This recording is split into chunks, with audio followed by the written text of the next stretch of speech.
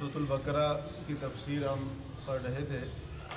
سورۃ البقرہ کے اس رکوع کے اندر اللہ عز و جل آدم علیہ السلام کا قصہ بیان کر رہا ہے۔ جب آدم علیہ السلام کا قصہ قرآن مجید میں 7 جگہ آیا ہے، کس جگہ آیا ہے؟ 7 جگہ آیا ہے۔ تو اس قصے کے اندر 3 مخلوقات کا ذکر آتا ہے، ایک انسان آدم علیہ السلام، ایک فرشتے، اور تیسرے نمبر پہ شیطان یعنی جنات۔ یعنی اللہ تعالیٰ نے 3 مین مخلوقات پیدا کی ہیں۔ ایک تو انسان ہے جس کو اللہ تعالیٰ نے مٹی سے پیدا کیا ہے، اور دوسرا جن ہے جس کو اللہ تعالیٰ نے، شیطان ہے جس کو اللہ تعالیٰ نے نار یعنی آگ سے پیدا کیا ہے، اور تیسرے فرشتے ہیں، ملائکہ ہیں جن کو اللہ عز و جل نے نور سے پیدا کیا ہے۔ کس سے پیدا کیا ہے؟ نور سے۔ اور آدم علیہ السلام کی جب پیدائش ہوئی تو رب کریم اس واقعے کی طرف یہ اشارہ کیا جا رہا ہے کہ وَإِذْ قَالَ رَبُّكَ لِلْمَلَائِكَةِ جب آپ کے رب نے فرشتوں سے کہا کہ اِنِّی جَاعِلٌ فِي الْأَرْضِ خلیفہ، کہ زمین پر میں اپنا ایک خلیفہ بنانے والا ہوں۔ خلیفہ کا مطلب ہوتا ہے نائب۔ نائب کب بنتا ہے؟ علامہ اصفہانی مفردات میں لکھتے ہیں خلیفہ 3 وجہ سے بنایا جاتا ہے، یا تو جو بندہ جس کا خلیفہ بنا اس کا انتقال ہو گیا ہو، یا وہ بندہ موجود نہ ہو، اپنی عدم موجودگی میں کسی کو اپنا نائب بنا لے اور اپنی ذمہ داریاں سونپ دے۔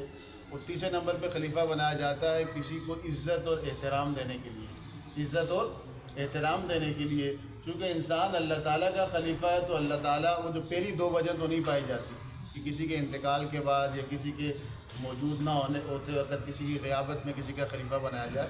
تو یہاں پر جو خلیفہ کا لفظ استعمال ہوا ہے وہ تیسری وجہ سے خلیفہ بنایا گیا ہے۔ وہ کیا ہے کہ اللہ تعالیٰ بنی آدم کو، یعنی آدم کی اولاد کو، یعنی انسان کو اللہ تعالیٰ عزت اور احترام سے نوازا ہے، جس کی وجہ سے اللہ تعالیٰ نے اس کو یہ منصب عطا کیا ہے، کس کا؟ خلافت کا۔ اور خلافت کا منصب کیا ہے؟ یہ ایک ذمہ داری ہے کہ اللہ تعالیٰ کا جو پیغام ہے، رب کا جو دین ہے، رب کے ساتھ تعلق کا جو طریقہ ہے، آدم علیہ السلام یعنی جو انبیاء کا سلسلہ آیا وہ انسانوں میں آیا، ان کے ذریعے لوگ کیا ہوں؟ اللہ تعالیٰ سے کیا ہوں؟ جڑے، ان سے کیا ہوں؟ جڑے۔ تو انسان کو جو خلیفہ، یعنی آدم علیہ السلام کو جو خلیفہ بنایا گیا تو اصلاً وہ کیا تھا؟ عزت اور احترام دینے کے لیے اور ساتھ ذمہ داری دینے کے لیے۔ کیا دینے کے لیے؟ ذمہ داری دینے کے لیے۔ تو آدم علیہ السلام کو خلیفہ کہتے ہیں کہ فرشتوں نے کہا اَتَجْعَلُ فِيهَا مَن يُفْسِدُ فِيهَا وَيَسْفِكُ الدِّمَاءَ، کہ رب کریم آپ کیا ایسے بندے کو خلیفہ بنا رہے ہیں جو زمین پر فساد پھیلائیں گے اور خون بہائیں گے؟ اور اپنے بارے میں انہیں کہا کہ نحن نسبح بحمدک ونقدس لک، ہم تو آپ کی تسبیح بیان کرتے ہیں، آپ کی پاکی بیان کرتے ہیں۔ تو قال، رب نے فرمایا انی اعلم ما لا تعلمون، فرشتوں کو کہا کہ میں وہ جانتا ہوں جو تم جانتے نہیں ہو۔ تو فرشتے جو ہیں نوری مخلوق ہیں، ان میں نفس نہیں ہے، ان میں نفس، ان کو اللہ تعالیٰ نے سراپا خیر بنایا ہے، جو اللہ کا حکم ہے اسی پہ عمل کرتے ہیں۔ لا یعصون کا لفظ قرآن میں آیا ہے کہ اللہ کی نافرمانی وہ نہیں کر سکتے۔ یفعلون ما یؤمرون، جیسا اللہ نے حکم دے دیا ویسا ہی کرتے ہیں۔ دوسرے انہوں نے اپنے حساب سے بات کی کہ اللہ تعالیٰ ہم ہر وقت تسبیح و تمہید کرتے ہیں، ذکر و اذکار کرتے ہیں، ہم زیادہ حقدار ہیں۔ آدم علیہ السلام، آدم کی اولاد، آدم کو آپ بنا رہے ہیں، اس کو اختیار دیں گے خیر و شر کا تو شر غالب آ جائے گا، نفس غالب آ جائے گا، جس کی وجہ سے یہ فساد پھیلائیں گے۔ تو کہتے ہیں کہ اللہ تعالیٰ نے آدم علیہ السلام کو جو منصب دیا تو 2 مکلف مخلوق ہے، دوسرے جن ہیں اور انسان ہے۔ اللہ قرآن مجید میں ارشاد فرماتا ہے وَمَا خَلَقْتُ الْجِنَّ وَالْإِنسَ إِلَّا لِيَعْبُدُونِ، انسان اور جنات کو ہم نے اسی لیے پیدا کیا ہے کہ وہ میری عبادت کریں، اختیار کے ساتھ۔ کس کے ساتھ؟ اختیار کے ساتھ۔ ورنہ ساری مخلوق، کائنات کی جتنی مخلوق ہے انسان اور جنات کے علاوہ، وہ اللہ تعالیٰ کی کیا کر رہی ہے؟ عبادت کر رہی ہے، رب کی تسبیح بیان کر رہی ہے، لیکن وہ کیا ہے؟ ان کا مزاج ہی اللہ تعالیٰ نے ایسا بنایا ہے، ان کے اندر کوئی اختیار نہیں، ان کے پاس اختیار نہیں۔ اللہ تعالیٰ نے ان کو بنایا ہی ایسا، ان کا میکانزم ہی ایسا ہے کہ ہر وقت وہ تسبیح کرتی ہے، نافرمانی کا عنصر ان میں پایا نہیں جاتا۔ اختیار، چوائس کس کو دیا؟ ارادے کا، انتخاب کا، انٹینشن کا جو اختیار دیا ہے وہ انسان اور جنات کو دیا ہے۔ کس کو دیا ہے؟ انسان اور جنات۔ ان دونوں کا ہی اصل میں کیا ہے؟ امتحان ہے، ان دونوں کا ہی امتحان ہے، وہ اختیار کیا تھا کہ خیر اور شر دونوں ان کے اندر ڈال دیا، پر خیر کے راستے بھی واضح کر دیے، شر کے راستے بھی واضح کر دیے، انبیاء وحی کے سلسلے کے ذریعے واضح کر دیے۔ تو اب یہ اپنے اختیار اور چوائس سے کسی دو میں سے ایک کا کیا کریں گے؟ انتخاب کریں گے۔ جس کا انتخاب کریں گے ویسا ان کو کیا دیا جائے گا؟ بدلہ دیا جائے گا۔ تو اللہ تعالیٰ فرماتے ہیں وَعَلَّمَ آدَمَ الْأَسْمَاءَ كُلَّهَا، فرشتوں کو نے بات کی، اللہ فرماتا ہے کہ آدم کو ہم نے ساری چیزوں کے نام سکھا دیے، سارے چیزوں کے نام آدم علیہ السلام کو سکھا دیے۔ انسان جس کسی چیز کو بھی جانتا ہے تو اس کا کوئی نہ کوئی پہچان کے لیے نام رکھتا ہے، ایک مزاج ہے، اور قیامت تک کے لیے آدم علیہ السلام کی جو اولاد ہے، انسان ہیں، وہ جتنے علوم کو بھی جانیں گے، جتنی چیزوں کا بھی نام رکھیں گے، اللہ تعالیٰ نے وہ سارے کے سارے آدم علیہ السلام کو کیا کر دیے تھے؟ سکھا دیے گئے تھے۔ علم کی دو قسمیں ہیں، ایک وہ جو ایکوائرڈ نالج کہلاتا ہے، اکتسابی علم کہلاتا ہے، انسان اپنی حواس اور اپنی عقل کو استعمال کر کر، 5 سینسز اور ریزن کو استعمال کر کے ایک چیز کو جانتا ہے، دیکھ کر، سن کر، طریقہ ہے، یا اپنے حواس کے ذریعے یا اپنی عقل کے ذریعے، ان دونوں کے استعمال کے ذریعے ایک علم حاصل کرتا ہے، وہ اکتسابی علم کہلاتا ہے۔ جتنا سائنس اینڈ ٹیکنالوجی کے اندر جتنا بھی آگے ترقی ہو رہی ہے، وہ ساری کی ساری کس کے متعلقہ ہے؟ مادی ترقی ہے، اور اس کا تعلق انسانی عقل اور کس کے ساتھ ہے؟ حواس کے ساتھ ہے۔ جہاں تک ریویلڈ نالج کا تعلق ہے، وہی کا تعلق ہے، خیر و شر واضح کرنے کا تعلق ہے، حق و باطل کیا ہوتا ہے، خیر کیا ہوتا ہے، شر کیا ہوتا ہے، اللہ اپنے خالق کے ساتھ تعلق کی نوعیت کیا ہوگی، کس طرح کیا جائے گا، وہ انسان کی عقل اس تک رسائی ہو ہی نہیں سکتی۔ انسان کا مقصد زندگی کیا ہے، وہ کس طرح پیدا ہوا، اس کو کس نے پیدا کیا، یہ علم جو ہے یہ کون دیتا ہے؟ نبی بتاتا ہے۔ یہ کون بتاتا ہے؟ یہ کون بتاتا ہے؟ نبی بتاتے ہیں۔ انبیاء کا جو سلسلہ آیا، وہ انبیاء جو آئے وہ یہی علم بتانے کے لیے آئے۔ تو اللہ فرماتا ہے کہ آدم علیہ السلام کو سارے علوم سکھا دیے، ثم عرضهم علی الملائکہ، پھر وہ چیزیں ملائکہ کی طرف پیش کی گئی کہ تم ان کا نام بتاؤ جو یہ چیزیں ہیں۔ تو کہتے ہیں کہ فرشتوں نے آگے سے جواب دیا کہ سبحانک لا علم لنا الا ما علمتنا، رب کریم تیری ذات پاک ہے، تو ہر عیب سے پاک ہے، ہمیں اتنا ہی پتہ ہے جتنا تو نے ہمیں بتایا ہے۔ آدم علیہ السلام کو سب بتا دیا، علوم عطا فرمائے۔ فرشتوں کو منتخب خاص جو ان کے متعلقہ علوم تھے ان کو وہ پتہ تھے۔ اللہ فرمایا، پھر فرشتوں نے کہا کہ انک انت العلیم الحکیم، بے شک تو جو ہے رب علم والا بھی ہے اور حکمت والا بھی ہے۔ پھر اللہ تعالیٰ نے آدم کو کہا کہ انبئہم باسمائہم، آدم تم ان کو ان چیزوں کے نام بتاؤ۔ فلما انباہم باسمائہم، جب آدم علیہ السلام نے ان سب چیزوں کے نام فرشتوں کے سامنے بتائے تو رب کریم نے فرمایا کہ الم اقل لکم انی اعلم غیب السماوات والارض، کیا تمہیں میں نے کہا نہیں تھا کہ زمین و آسمان میں جو کچھ چھپا ہوا ہے اس کو میں جانتا ہوں، خوب جانتا ہوں۔ وَعَلَمُ مَا تُبْدُونَ وَمَا كُنتُمْ تَكْتُمُونَ، اور جو کچھ بھی تم ظاہر کرتے ہو چھپاتے ہو میں اس سے جانتا ہوں۔ آدم علیہ السلام کو خلیفہ بنانے پہ جو اعتراض کیا تو اللہ تعالیٰ نے اس اعتراض کا جواب اس طرح دیا کہ آدم علیہ السلام کی علمی فضیلت کو ظاہر کیا۔ فرشتے مان گئے کہ یہ ہم سے زیادہ کیا ہیں؟ علم والے ہیں۔ کیا ہیں؟ علم والے ہیں۔ پھر فرشتوں کو حکم ہوا کہ اسجدوا لآدم، اب آدم کو سجدہ تعظیمی کرو بطور عزت کے، بطور پہلی شریعتوں کے اندر ایک سجدہ عبادت کہلاتا ہے جب کسی کو اپنا خالق، مالک، رازق اور مدبر کائنات سمجھ کے اس کے آگے سجدہ کرنا، یہ کیا کہلاتا ہے؟ سجدہ عبادت۔ یہ کفر ہے، شرک ہے، حرام ہے۔ پہلی شریعتوں کے اندر کسی کی تعظیم کے طور پر اس کے آگے جھکنا، اس کو سجدہ کرنا بطور سلام اور تعظیم کے جائز تھا۔ ہماری شریعت میں یہ کیا ہو گیا؟ حضور نے اس سے بھی کیا کر دیا؟ منع کر دیا۔ سجدہ تعظیمی کرنا گناہ کبیرہ ہے، حرام ہے۔ کیا ہے؟ ذہن میں رکھیے گا، سجدہ تعظیمی کرنا گناہ کبیرہ ہے، حرام ہے، کفر اور شرک نہیں کہہ رہا میں، کفر اور شرک نہیں ہے، ہماری شریعت میں منع ہے۔ اگر کفر شرک ہوتا تو پھر یوسف علیہ السلام کے بھائیوں کو کیوں کہا جاتا کہ اب یوسف علیہ السلام کو سجدہ کرو؟ پچھلی شریعت میں جائز تھا۔ سجدہ عبادت جو ہے ہماری شریعت میں دونوں ناجائز ہیں، لیکن سجدہ عبادت بطور الہ سمجھ کے کسی کے آگے جھکنا یہ حرام بھی ہے، ناجائز بھی ہے، کفر بھی ہے اور شرک بھی ہے۔ لیکن سجدہ تعظیمی ہماری شریعت میں حرام ہے، گناہ کبیرہ ہے، لیکن وہ کفر اور شرک نہیں ہوگا، اس کی اجازت نہیں ہے، اس کی اجازت نہیں ہے۔ تو آدم علیہ السلام کو سجدے کا حکم دیا۔ سجدے کا حکم کیوں دیا؟ کہ وجہ فضیلت ظاہر کی ایک اور جگہ اللہ تعالیٰ قرآن مجید میں ارشاد فرماتا ہے کہ جب آدم علیہ السلام کو پیدا کر دیا، تخلیق کر دی، فنفخت فیہ من روحی، پھر اللہ فرماتا ہے جب میں اسے بنا لوں، اذا سویتہ فنفخت فیہ من روحی، اس مٹی کے پتلے کے اندر جب میں اپنی روح ڈال دوں، اپنی روح سے مراد خاص روح سے مراد جس کو عزت دی ہوئی، کیا دی ہوئی؟ یہ روح کا مطلب نہیں کہ اللہ تعالیٰ کا نعوذ باللہ من ذالک کوئی ٹکڑا نکل کے آدم علیہ السلام میں آگے، نعوذ باللہ من ذالک، اللہ تعالیٰ ان چیزوں سے پاک ہے۔ جب اللہ فرماتا ہے میری روح، تو مطلب وہ روح جس کو اللہ نے تخلیق کیا ہو لیکن اس کو خاص عزت دی ہو، کیا دی ہو؟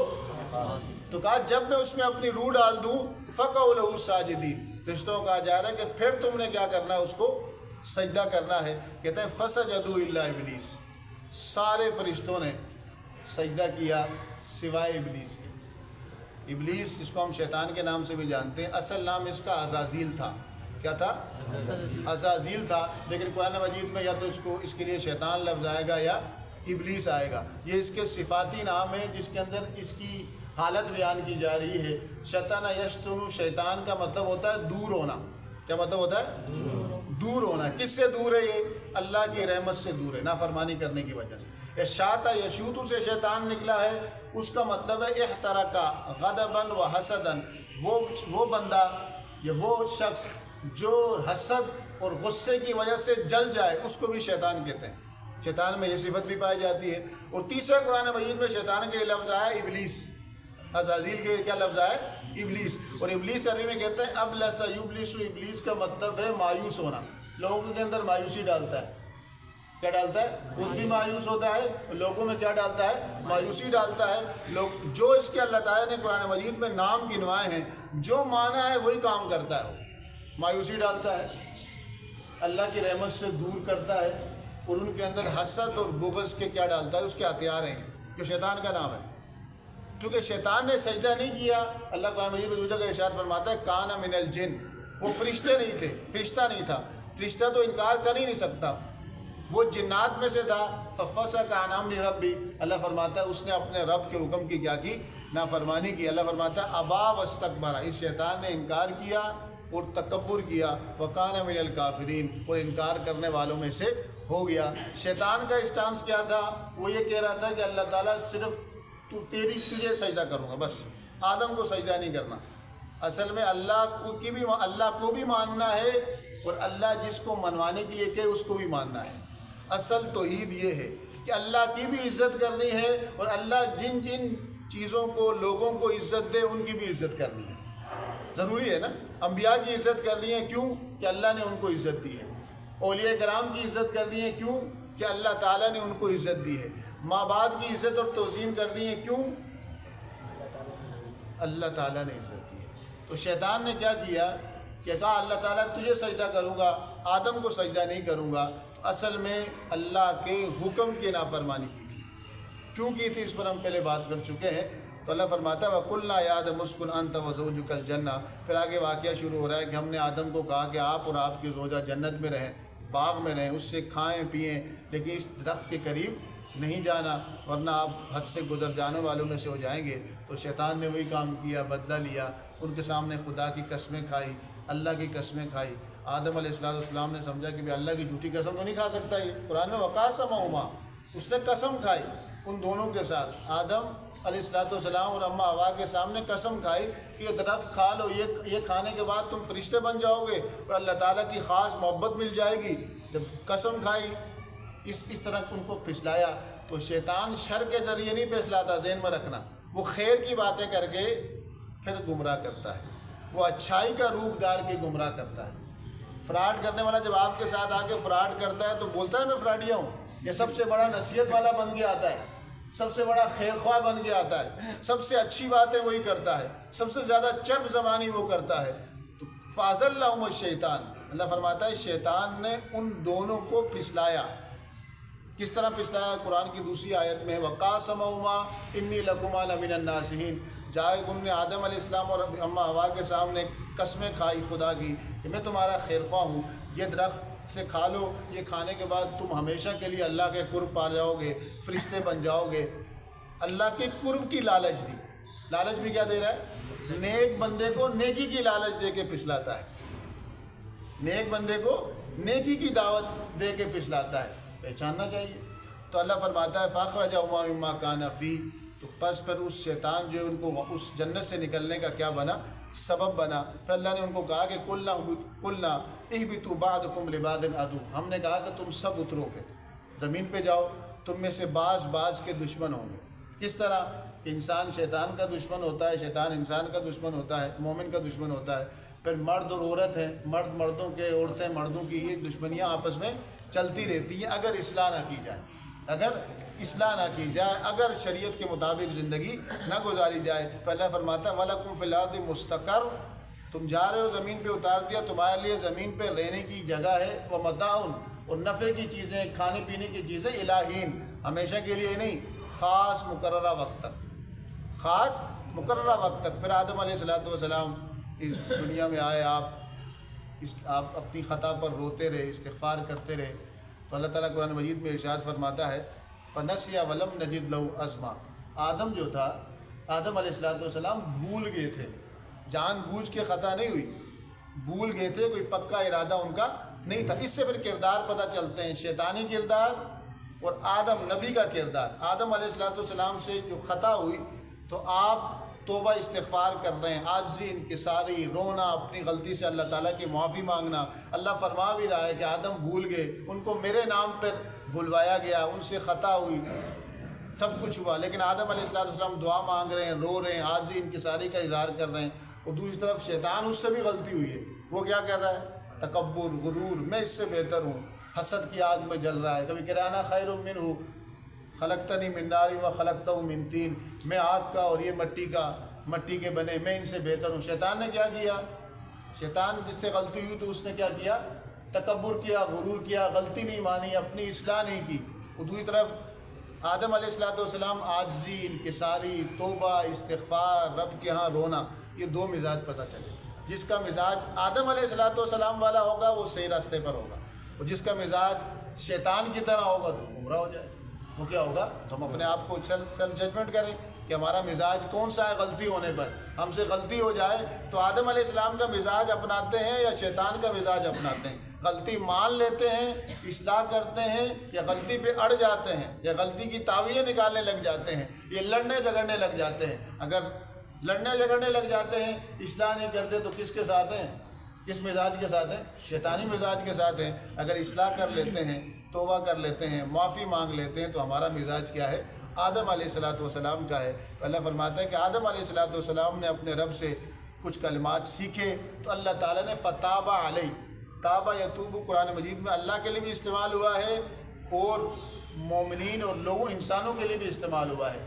تابہ جب اللہ کے لیے آئے تو اس کے ساتھ الہ آتا ہے، مخلوق کے لیے آئے تو اس کے ساتھ الہ آتا ہے عربی میں، اور اگر اللہ کے لیے آئے تو اس کے ساتھ اعلیٰ آتا ہے۔ تابہ الیہ جب مخلوق کے لیے آئے کہ مخلوق توبہ کرتی ہے، توبہ کا مطلب ہوتا ہے رجوع کرنا، لوٹ جانا۔ مخلوق توبہ کرتی ہے مطلب کیا ہے؟ کہ گناہ سے نیکی کی طرف لوٹ گئی، معصیت سے اطاعت کی طرف لوٹ گئی، برائی سے اچھائی کی طرف لوٹ گئی، شر سے خیر کی طرف لوٹ جانے، کفر سے ایمان کی طرف لوٹ گئی۔ یہ جب توبہ کا لفظ کس کے لیے آئے؟ مخلوق کے لیے آئے۔ جب اللہ کے لیے آئے کہ فتاب علیہ، تو اللہ اس کا مطلب ہوتا ہے اللہ تعالیٰ اس بندے پر خصوصی توجہ کرتا ہے، اس کو معاف کرتا ہے، اس پر رحم کرتا ہے۔ فرماتے ہیں انہ هو التواب الرحیم، بے شک اللہ تعالیٰ توبہ قبول کرنے والا، توبہ کرنے والوں پر رحم کرنے والا اور رحیم ہے۔ اللہ فرماتا ہے قُلْنَا اهْبِطُوا مِنْهَا جَمِيعًا، ہم نے کہا تم سب اترو۔ پھر کہا آدم کو کہ اما یاتینکم منی ھدی فمن تبع ھدایا فلا خوف علیہم ولا هم یحزنون، تمہارے پاس ہدایت آتی رہے گی، انسانوں کے پاس انبیاء کے ذریعے ہدایت آتی رہے گی، جس نے میری ہدایت کی پیروی کی اس پر کوئی خوف نہیں، کوئی غم نہیں۔ والذین کفروا، جس نے انکار کیا، وکذبوا بآیاتنا، ہماری آیتوں کو جھٹلایا، اللہ فرماتا ہے اولئک اصحاب النار، وہی آگ والے ہیں، ہم فیہا خالدون، اور کس میں رہیں گے؟ ہمیشہ اس میں رہیں گے۔ تو ہمیں کیا اپنانا چاہیے؟ کون سا مزاج؟ آدم علیہ السلام۔ کون سا مزاج اپنانا چاہیے؟ ہم آدم کی اولاد ہیں۔ کس کی اولاد ہیں؟ ہمارے اندر عاجزی ہو، انکساری ہو، معاف کرنا ہو، درگزر کرنا ہو، رب کی بارگاہ میں رونا ہو، توبہ استغفار کرنا ہو، دعا کرنا ہو۔ وہ آدم علیہ السلام نے کون سے کلمات سیکھے تھے؟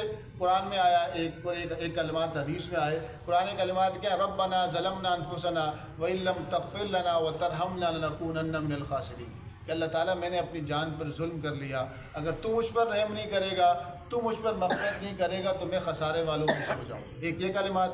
دوسرے کلمات کیا تھے؟ کہ اللہم انی اسألک، کہ اللہ تعالیٰ میں تجھ سے سوال کرتا ہوں کہ ان تغفر لی محمد صلی اللہ علیہ وسلم، کہ اللہ تعالیٰ تو میری اس خطا کو معاف کر۔ کس کے صدقے؟ محمد صلی اللہ علیہ وسلم کے صدقے۔ حضور کے توسل سے دعا کی۔ کس سے دعا کی؟ حدیث میں آتا ہے حضور کے توسل سے دعا کی۔ تو اللہ تعالیٰ نے پوچھا کہ آدم تم نے کیسے جانا؟ کہا جب مجھ میں روح پھونکی گئی، میں نے عرش کے کنارے پر ہر جگہ ایک نام لکھا ہوا دیکھا تیرے نام کے ساتھ، وہ کیا تھا؟ لا الہ الا اللہ محمد الرسول اللہ۔ اور کہا کہ اگر یہ نام نہ ہوتا، میں سمجھ گیا کہ اللہ جس ذات کا نام اپنے ساتھ رکھ رہا ہے وہ اللہ تعالیٰ کو بڑی محبوب ہے۔ تو کہتے ہیں کہ رب کریم نے کہا کہ آدم تو نے سچ کہا، لولا محمد لما خلقتک، اگر محمد صلی اللہ علیہ وسلم کی تخلیق مقصود نہ ہوتی، اگر محمد کو پیدا کرنا مقصود نہ ہوتا، میں تجھے بھی تخلیق نہ کرتا، کیونکہ آپ صلی اللہ علیہ وسلم سید الانبیاء ہیں۔ کیا ہے؟ علماء فرماتے ہیں انسانی جسم جو ہے ان کے ابتدا آدم علیہ السلام سے، ابو اجسام کون ہے؟ آدم علیہ السلام ہیں۔ روحیں جو ہے سب سے پہلا انسانی جسم جو بنا آدم علیہ السلام کا بنا، اس سے آگے نسلیں چلی، اور سب سے پہلی روح جو اللہ تعالیٰ نے تخلیق کی وہ حضور صلی اللہ علیہ وسلم کی تخلیق کی۔ تو جسمانی وجود کے جو جد امجد ہیں، اب ہیں، وہ کون ہیں؟ آدم علیہ السلام۔ روحانی وجود کے جو جد امجد اور اب ہیں وہ کون ہیں؟ ابو الارواح محمد صلی اللہ علیہ وسلم ہے، اور ابو الاجسام سیدنا آدم علیہ السلام ہے۔ تو اللہ عز و جل سے دعا ہے کہ رب کریم ہمیں آدم علیہ السلام کا مزاج عطا فرمائے، نبوی مزاج عطا فرمائے، شیطان کے ہر قسم کے شر سے ہم سب کو محفوظ فرمائے۔ فقہی مسائل سمجھ لیں استنجا کے متعلق، کہ جب ہم واش روم جاتے ہیں رفع حاجت کرنے کے لیے، چھوٹے بڑی رفع حاجت کرنے کے لیے، تو شریعت نے ہمیں کہا ہے کہ آپ دعا مانگیں باتھ روم جانے سے پہلے، اللہم انی اعوذ بک من الخبث والخبائث، یہ دعا مانگیں۔ کسی کو اگر یہ نہیں آتی تو بسم اللہ اعوذ باللہ پڑھ لے۔ کیوں؟ کہ باتھ روم کی جگہ پر یا واش روم پر کیا ہوتے ہیں؟ شیطان ہوتے ہیں، گندے قسم کے شیطان ہوتے ہیں۔ اگر یہ دعا نہ مانگی جائے تو انسان کے مختلف نفسیاتی امراض لگ جاتے ہیں، جسمانی امراض لگ جاتے ہیں، اور ذہنی طور پر وہ ٹینشن کا شکار ہو جاتا ہے۔ تو یہ دعا مانگ کے واش روم میں جایا جائے، پہلے مانگ لیا جائے اللہم انی اعوذ بک من الخبث والخبائث، پہلے مانگ کے پھر باتھ روم میں جایا جائے۔ اور بغیر ضرورت کے باتھ روم میں فون پہ باتیں کرنا یا کھانا پینا، یہ ساری چیزیں ایسی ہیں جو انسان کو نفسیاتی مریض بناتی ہیں، اور اس کے اندر آلودگی اس کے دماغ کے اندر کیا ہو جاتی ہے؟ چلی جاتی ہے۔ تو واش روم جانے سے پہلے یہ دعا مانگنی چاہیے، پھر اس کے بعد الٹا پاؤں اندر رکھنا چاہیے، اور جب باتھ روم سے باہر نکلیں رفع حاجت کرنے کے بعد، اس کے بعد آپ نے کیا دعا مانگنی ہے؟ الحمدللہ الذی اذھب عنی العذاب وعافانی۔ اتنی اچھی دعا ہے کہ الحمدللہ الذی اذھب عنی العذاب وعافانی، تمام تعریفیں اس اللہ کے لیے، میں تکلیف میں تھا، اس نے مجھے راحت عطا کی۔ اذھب عنی العذاب، تکلیف مجھ سے دور کر دی، وعافانی، اور مجھے سکون عطا کیا۔ مجھے کیا کیا؟ سکون عطا کیا۔ یہ اس دعا کا معمول بنا ہے، یہ سنت بھی ہے اور حضور کا حکم بھی ہے کہ واش روم جانے سے پہلے دعا اور واش روم نکلنے کے بعد حمد کی دعا۔ اس کا فائدہ یہ ہوگا کہ وہ امراض جو معدے کے متعلق ہیں، اس کے متعلق ہے، ڈائجسٹو سسٹم کے متعلق ہے، باتھ روم جس ڈائجسٹو سسٹم کے متعلق کون سے امراض ہوتے ہیں، یا آنتوں کے مسائل ہو گئے یا قبض کے مسائل ہو گئے، اس کے متعلق جتنے بھی مسائل ہیں، تو اگر آپ یہ دعا پڑھ لیں گے اللہم انی اعوذ بک من الخبث والخبائث، اور نکلتے وقت الحمدللہ الذی اذھب عنی العذاب وعافانی، ان دعا کی برکت سے اللہ تعالیٰ ان امراض سے محفوظ رکھے گا، جسمانی جو امراض ہیں اس سے محفوظ رکھے گا۔ دوسری فقہی مسئلہ سمجھ لیں مسافر کی نماز۔ اللہ تعالیٰ قرآن مجید میں ارشاد فرماتا ہے وَإِذَا ضَرَبْتُمْ فِي الْأَرْضِ فَلَيْسَ عَلَيْكُمْ جُنَاحٌ أَن تُقْصِرُوا مِنَ الصَّلَاةِ، کہ جب تم زمین پر سفر کرو تو اس وقت نماز قصر کرنا، تمہیں نماز میں اگر قصر کر لو تو تم پر کوئی گناہ نہیں ہے۔ تو قصر نماز کیا ہوتی ہے؟ وہ نمازیں جو 4 رکعتیں فرض رکعتیں وہ 2 فرض ہو جاتی ہیں، جیسے ظہر کی، عصر کی، عشاء کی 4 کے بجائے مسافر پر 2 فرض ہوتی ہیں۔ وہ کون سا مسافر؟ یہ نہیں کہ یہاں سے اسٹاپ جا رہے ہیں تو مسافر ہو، نہیں۔ سفر کی مدت کیا ہے؟ 3 دن اور 3 رات کا سفر، جس کو آپ میل اور کلومیٹر میں اس طرح کرتے ہیں کہ 57 میل یا 92 کلومیٹر آپ جہاں جا رہے ہیں وہ کتنا دور ہو؟ 92 کلومیٹر یا اس سے زیادہ دور و میل کے حساب سے 57 میل یا اس سے زیادہ اگر آپ سفر میں جا رہے ہیں، اتنا دور آپ کی منزل ہے، حیدرآباد، سکھر، پنڈی، تو آپ جیسی کراچی کی حدود سے باہر نکلیں گے، ٹول پلازا سے جیسی باہر نکلیں گے، اب جیسی نماز کا وقت آئے گا تو آپ قصر پڑھ سکتے ہیں۔ کیا پڑھ سکتے ہیں؟ اگر کسی عذر کی وجہ سے سنتے نہیں پڑھ سکے تو گناہ نہیں ہوگا، اگر ٹائم ہے تو سنتے پڑھ سکتے ہیں۔ لیکن مسافر پر عصر، ظہر اور عشاء کی 4 رکعتوں کے بجائے کتنی رکعتیں فرض ہوتی ہیں؟ 2۔ اس پر 2 رکعتیں پڑھنا واجب ہے، اس پر 2 کو 4 کا ثواب اللہ عطا کر رہا ہے۔ سیدنا عمر فاروق رضی اللہ تعالیٰ عنہ سے ایک شخص نے سوال کیا کہ یہ جو آپ کو قصر نماز کا جو حکم نازل ہوا تھا، یہ تو کفار کے خوف کی وجہ سے ہوا تھا، جنگ کا موقع تھا، تو ابھی تو حالت امن میں بھی ہم ایسا پڑھ سکتے ہیں؟ تو سیدنا عمر فاروق رضی اللہ تعالیٰ عنہ نے فرمایا کہ میں نے حضور صلی اللہ علیہ وسلم سے سوال کیا تھا، یہ سوال کیا تھا، تو آپ صلی اللہ علیہ وسلم نے ارشاد فرمایا کہ یہ اللہ تعالیٰ نے تم پر صدقہ کیا ہے، کرم کیا ہے، اس کرم کو قبول کرو۔ اب یہ حالت خوف میں نہیں بلکہ عام حالت میں بھی جب تم سفر میں جاؤ، 92 کلومیٹر کا سفر، چاہے آپ پیدل طے کریں، چاہے آپ جہاز پہ طے کریں، چاہے آپ ریل گاڑی پہ طے کریں، چاہے آپ گاڑی پہ طے کریں، 1 گھنٹے میں کریں، 2 گھنٹے میں کریں، 3 گھنٹے میں کریں، یہ کوئی مدت نہیں ہے۔ کوئی بندہ کہے نا جہاز میں 2 گھنٹے میں ہو جاتا ہے پنڈی تک کا سفر، کوئی ایشو نہیں۔ اصل یہ ہے کہ 92 کلومیٹر تک یا اس سے زیادہ کی منزل ہو اور آپ سفر میں ہوں، جیسے اپنے علاقے کی یا شہر کی حدود سے باہر نکلیں گے تو آپ قصر نماز پڑھیں گے، اور جس علاقے میں آپ جا رہے ہیں تو اگر آپ کا وہاں پہنچ کر اگر آپ کا وہاں اسٹے 15 دن یا اس سے زیادہ ہے، 15 دن یا اس سے زیادہ ہے تو آپ پوری نماز پڑھیں گے۔ اگر 15 دن سے کم ہے تو پھر قصر نماز آپ مستقل پڑھتے رہیں گے، ٹھیک ہے؟ تو اللہ عز و جل سے دعا ہے کہ جو کچھ سنا اس پر عمل کرنے، دوسروں کو پہنچانے کی توفیق نصیب فرمائے۔ وما علیہ الا البلاغ۔